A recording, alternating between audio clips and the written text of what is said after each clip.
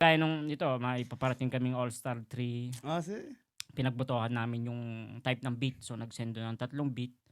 Kung ano Pinagpipilian yung mo. ano, may bumoto sa isang beat na ngayon Original beat dapat. kasi pinagawa namin. Kung pagbabasehan lang yung beat o boom bap o trap o aringkingking, mga ganun. Basta yung mga uri-uri ng mga beat. Anong genre mo? I mean, as a rapper, yung Sa rapper. Genre ko kasi alam mo ang as a genre ko. rapper na, I mean, what yung ano mo, yung karakter mo?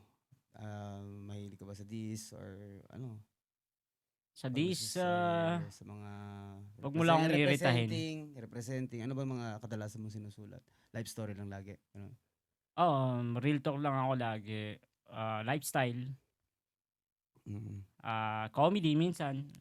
Comedy, double meaning. Meron akong kantang macho pa. Nung ako ay macho pa.